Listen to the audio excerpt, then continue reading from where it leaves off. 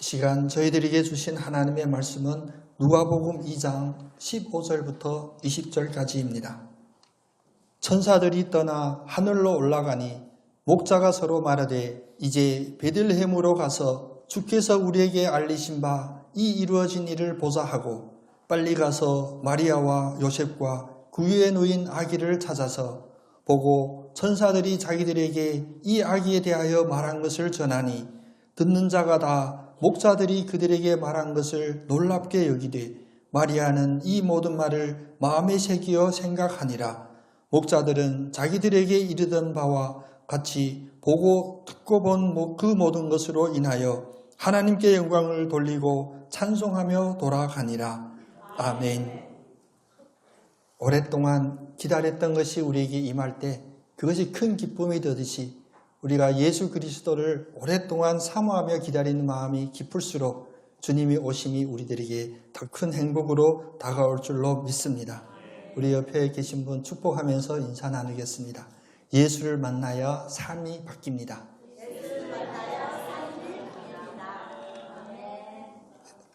삶이 바뀌고 싶지 않은 표정도 있었습니다만 예수를 만나면 삶이 바뀐다라는 이 고백이 우리의 살아있는 고백이 되기를 원합니다. 우리가 삶이 바뀌기를 간절히 원하는 그 원인들을 보면 지금 내 삶에 대하여 어떤 불만족 때문입니다. 나도 사회에서 인정받고 존경받고 높임받는 그런 자리에 있기 위하여 내 삶이 바뀌기를 원한다면 오늘 하나님이 주시는 말씀 안에 우리에게 깨우치는 말씀이 온전히 여러분의 마음판에 새기기를 원합니다. 하나님이 우리를 부르셨습니다. 그것을 우리는 소명이라고 합니다. 하나님이 우리를 부르셨다. 그런데 그냥 부르신 것이 아니라 하나님의 뜻이 계셔서 우리 모든 사람에게 해야 할 일, 또 할 수 있는 일, 이런 것들을 우리에게 부여해 주셨는데 그것이 바로 소명입니다. 여러분 모두는 하나님의 소명을 받으신 분입니다.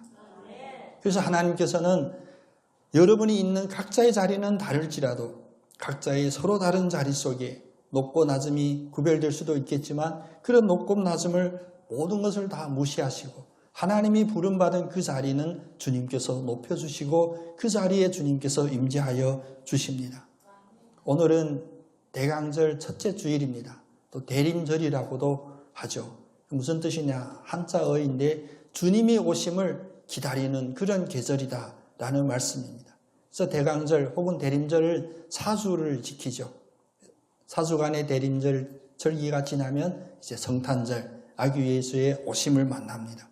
그래서 벌써부터 오늘부터 이미 모든 온 세계의 교회들 또 예수 그리스도를 사모하는 그들의 마음속에는 주님을 기다리는 그런 기쁨의 잔치와 같은 그런 마음들이 시작되게 됩니다. 오늘 기도하고 눈 떠봤더니 저기 우리 크리스마스 트리가 불이 켜져 있는데 조금 일찍 한 느낌이 있습니다. 원래 같이 기도하고 켜려고 했는데 주님이 켜졌을구나 하는데 전기 타는 냄새 나죠. 예. 그동안 한 1년 쉬었다가 이게 전기 들어오니까 약간 그런 게 있나 봐요. 그래서 제가 지금 계속 주의해 보고 있습니다. 성령의 뜨거움이 우리에게 꼭 필요한 만큼만 뜨겁게 해주시기를 기도하는 마음으로 바라보고 있습니다. 또 오늘 제주시 기독교연합회 또 서귀포 기독교연합회 제주시는 제주시에서 서귀포시는 서귀포에서 성탄트리 전등식 연합 예배를 드립니다. 좀 이따 광고도 드리겠지만 오후 5시에 우리는 탐나문화광장에서 제주시 모든 교회들과 예수 그리스도를 그리는 이들이 한자리에 모여서 이제 그냥 단순한 우리 기독교인들의 축제만이 아니라 이제 크리스마스 포스티벌이라고 해서 모든 이들이 함께하는 그런 잔치로 준비하고 있습니다. 여러분 오후 예배 마친 후에 여러분 옷들 좀 튼튼하게 춥지 않게 입으시고 5시 그 예배 참석하기를 원합니다. 주님 오시기를 기다린 마음뿐만 아니라 선물도 주고 추첨도 있다고 하니까 여러분 많이 참석해 주셔서 그 자리의 기쁨을 함께 나누기를 원합니다. 성탄절 하면 우리는 누구를 주인공으로 생각하십니까? 당연히 아기 예수, 오신 예수님이 주인공이라고 생각하겠지만 더 깊게 살펴보면 그 주님 앞에서 움직이고 자기 태도를 보이는 그 사람들이 우리의 눈에 들어오게 됩니다. 그래서 성탄절 성극을 보면 두 인물이 나오는데 하나는 동방 박사, 또 하나는 밖에서 광야에서 그 별빛 아래 양을 챘던 목자들이 나오게 돼요. 동방박사는 몇 명인지 우리가 잊지 않고 계시죠? 동방박사 3명이죠. 우리가 지금 동방에 살고 있죠. 그래서 동방에는 박사가 3명인데 그 중에 한 명이 접니다. 우리 최원순 권사님만 아멘 해주셨는데, 동방 박사가 많이 이렇게 우리의 눈에 띄우고 주연으로 나오는 게 좋아요. 그래서 주일학교 아이들도 선곡을 준비하게 되면 다 그 동방 박사 하고 싶어 해. 동방 박사 하는 게 좋다. 옷도 화려하고. 그런데 오늘 우리가 주목해 봐야 될 또 다른 매우 중요한 인물이 있는데 어쩌면 그들이 주연일 수도 있습니다. 그들은 바로 목자들입니다. 이 동방 박사들은 그때 페르시아 그 왕국에서 대표적인 엘리트예요. 그들은 지식만이 많았을 뿐만 아니라 점술도 알고 있고 천문학도 알고 있고, 그들은 성경을 연구하면서 어느 때에 어디에 메시아가 태어날 것도 알 수 있는 그런 뛰어난 사람들이었습니다. 그래서 지혜로운 현자라고도 불리죠. 그런데 동방 박사에 비하면 이 목자들은 누추하기 그지없습니다.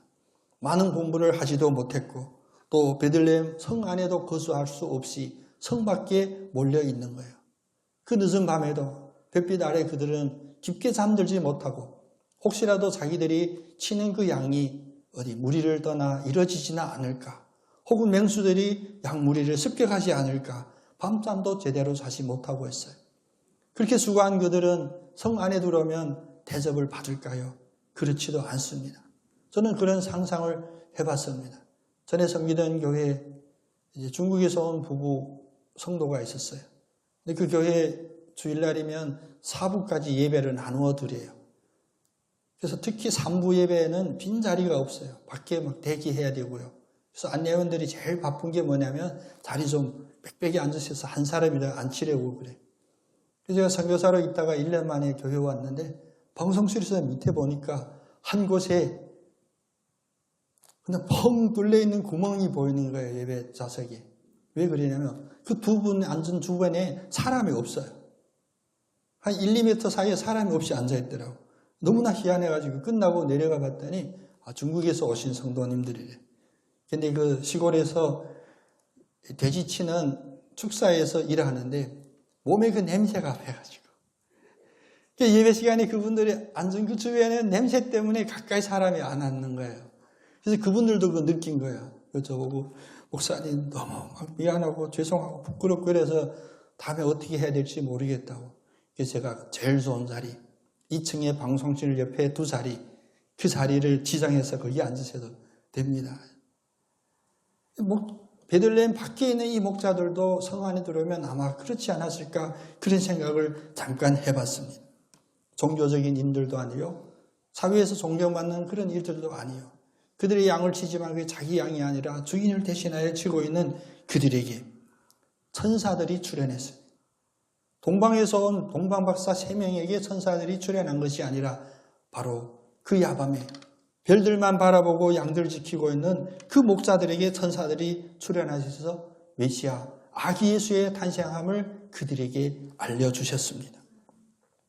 그래야 그들의 삶, 오늘 성경의 기록만 봐도 그들은 그냥 양치는 비천한 신분의 목자들이 아니라 아기 예수의 태어남을 선고받고 미리 첫 번째 사람으로 알림을 받은 후에 그들에게는 엄청난 내적인 변화가 일어나게 됩니다.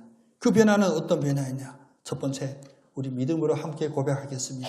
믿음의 사람으로 변화되었습니다. 아멘.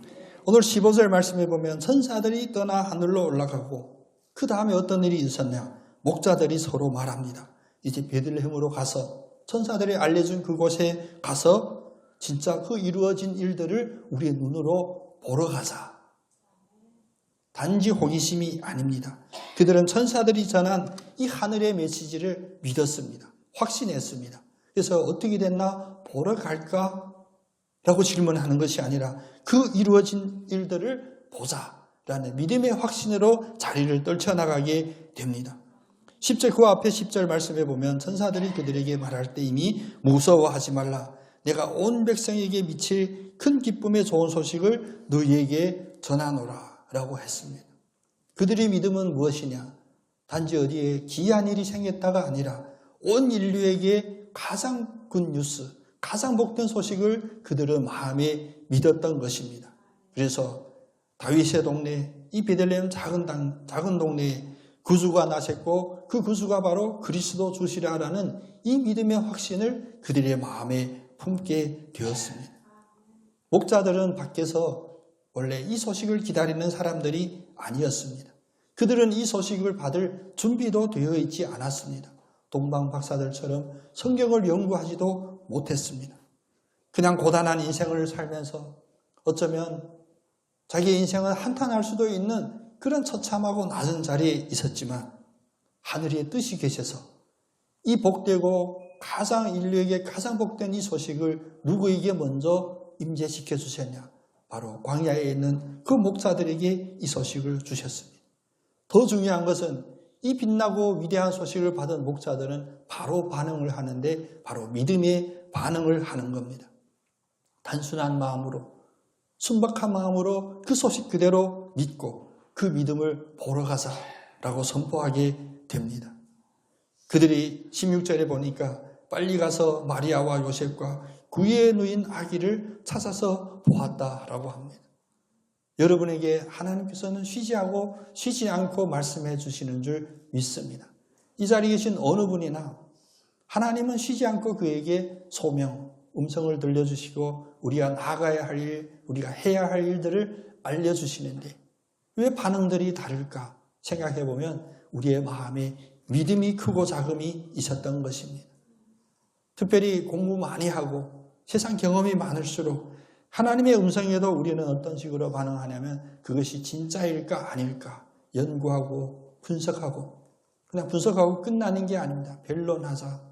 하나님과도 멱살 잡고 변론하자는 사람이 있잖아요. 담대하게. 주님 주신 메시지, 주님이 주신 음성을 순수하고 순박하게 단순하게 믿는 우리 모두 되기를 원합니다. 목자들처럼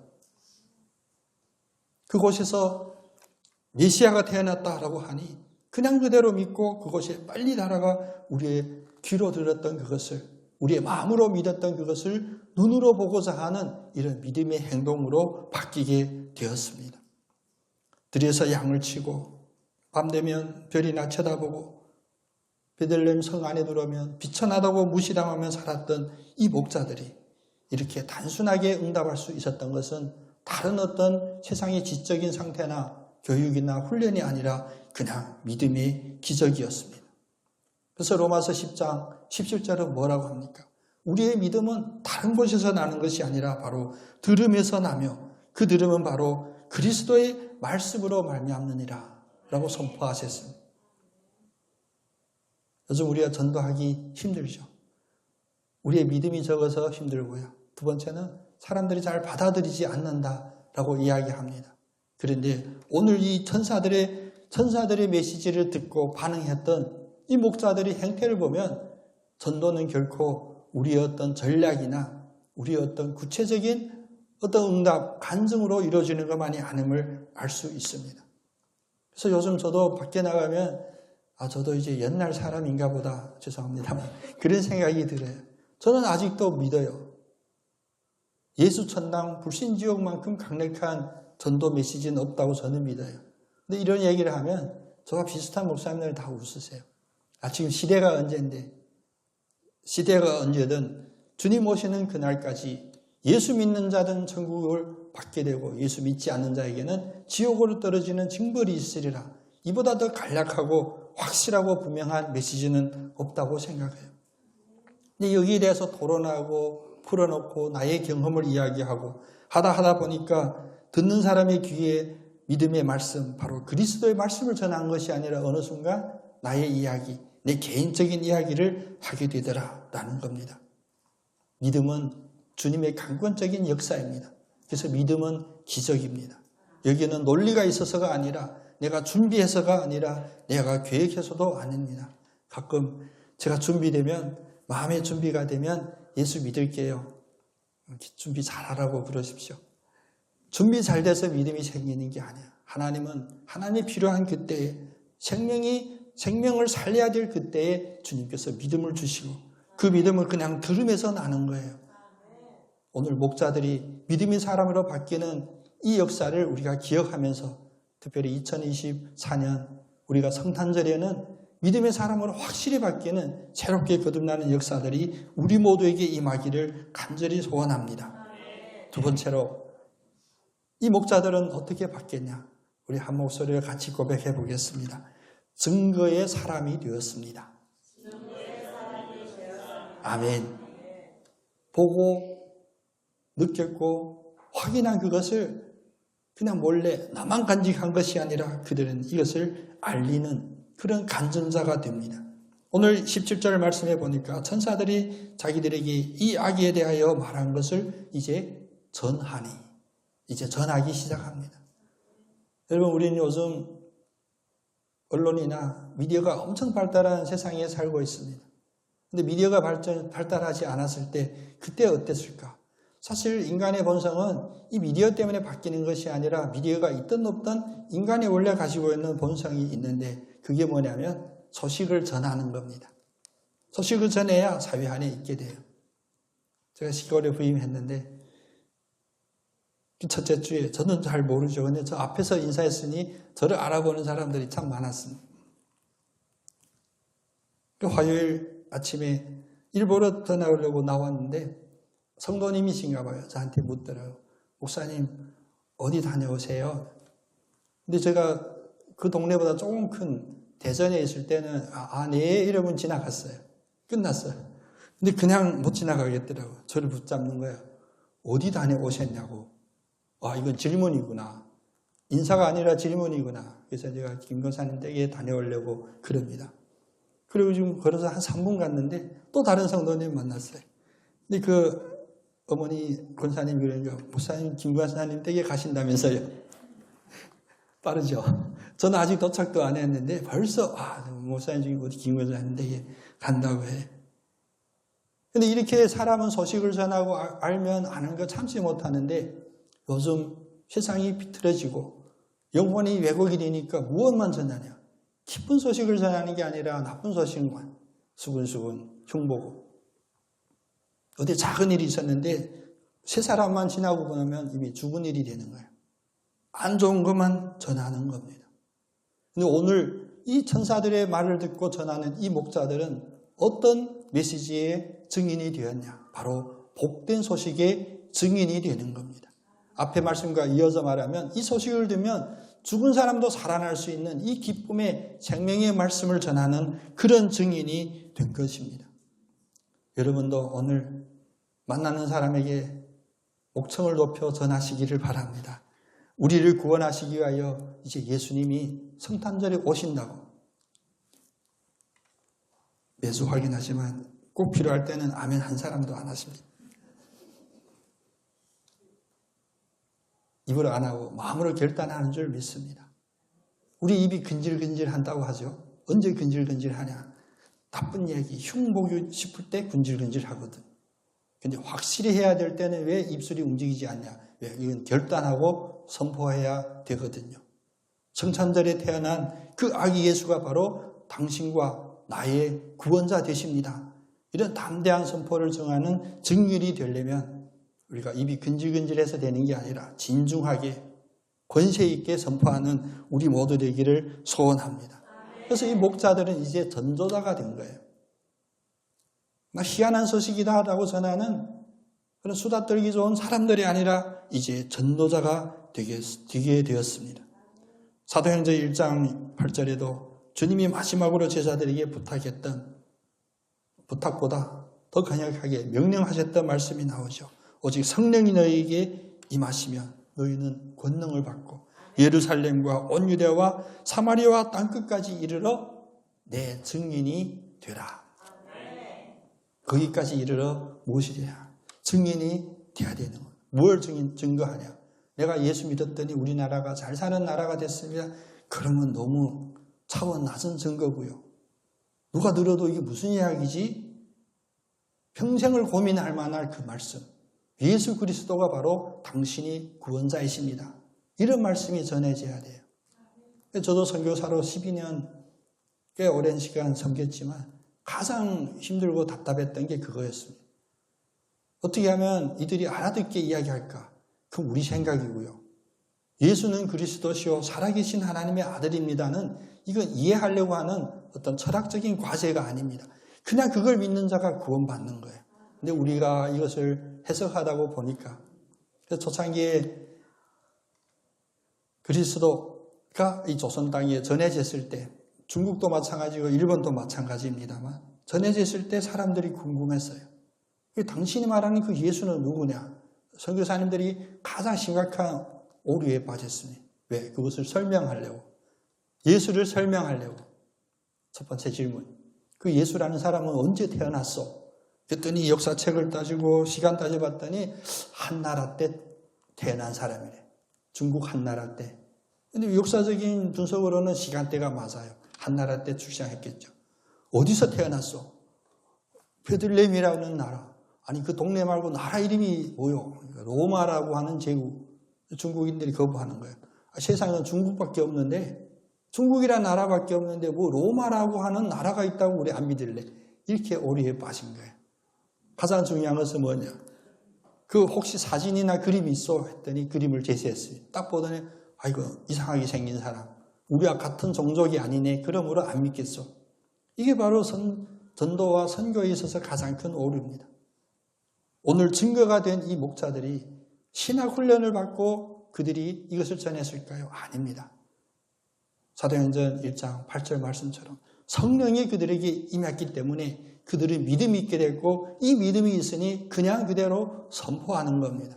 땅끝까지 이르러 전하는데 예수가 바로 그리스도시다라는 이것을 선포하는 겁니다. 우리 주변에도 또 우리 가정에도 그런 왼수들 한두 명씩 있죠. 아직도 예수 안 믿는 왼수들이 있죠. 그래서 어떻게 하면 이거 예수 믿게 할까? 교회 가면 뭘 해준다더라. 누구는 교회 다니더니 뭐 대박 났더라. 그런 차원으로 전하는 것 우리가 조심하시기를 바랍니다. 그게 아니에요.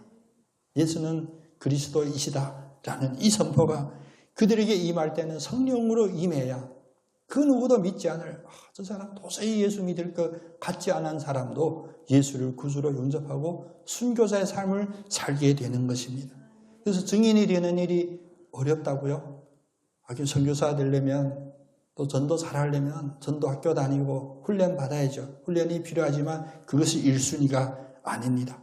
증인이 되는 것이 어려운 것이 아니라 그냥 여러분 보고 들은 그대로 선포하는 거예요.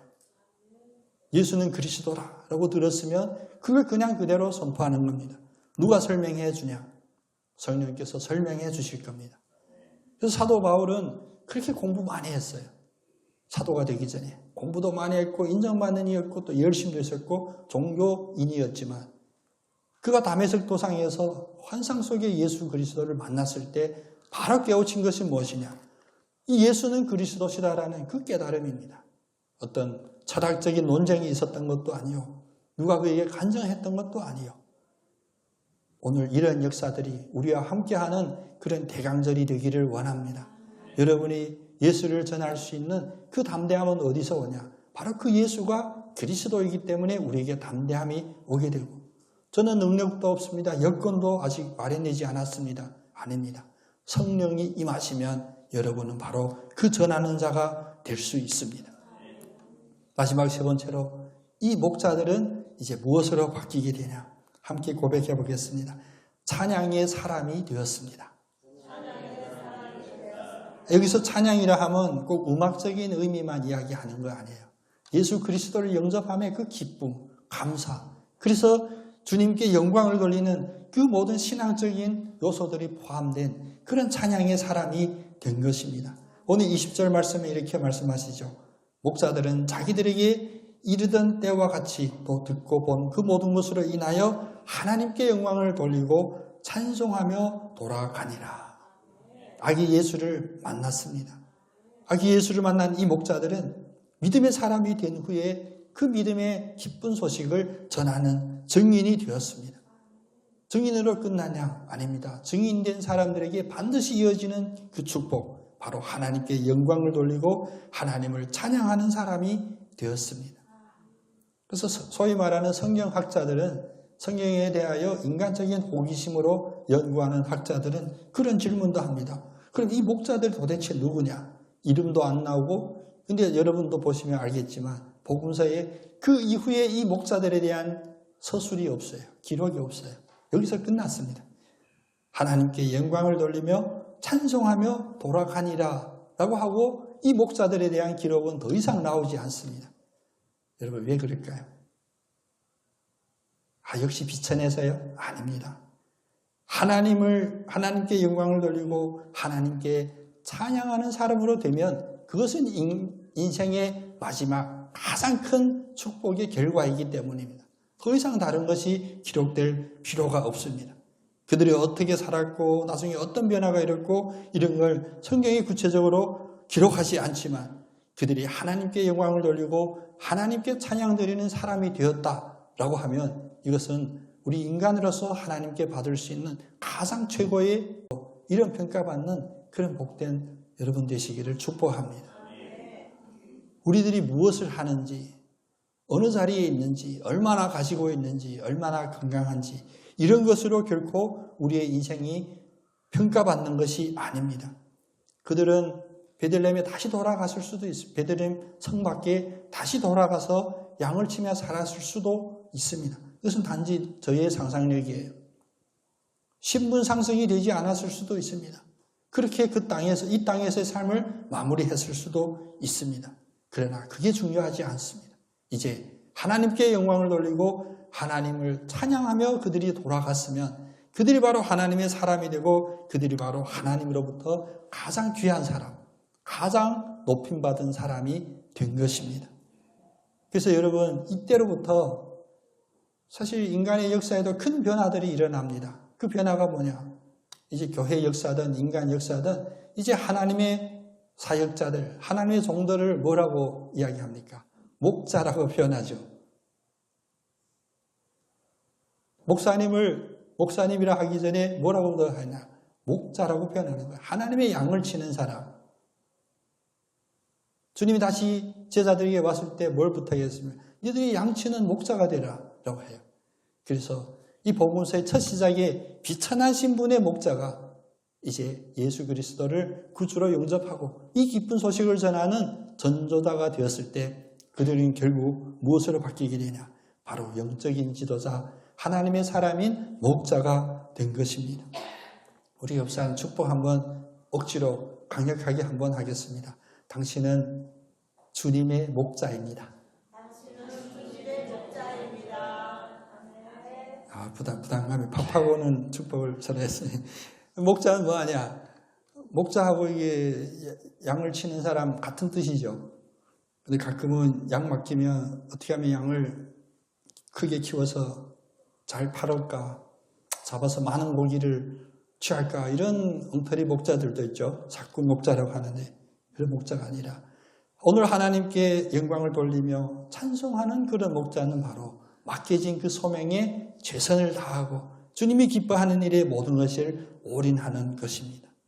그래서 그들이 다시 베들레헴 성 밖에 나가 이제 양을 칠지라도 이제 더 이상 먹고 살기 위한 그 양을 치는 것이 아니라 생존을 위하여 이제 양을 치는 목양자가 아니라 이제는 모든 일에 하나님께 영광 돌리고 그 모든 일 속에서 찬양하고 하나님을 찬송하는 그러한 모양의 삶을 살게 되는 겁니다.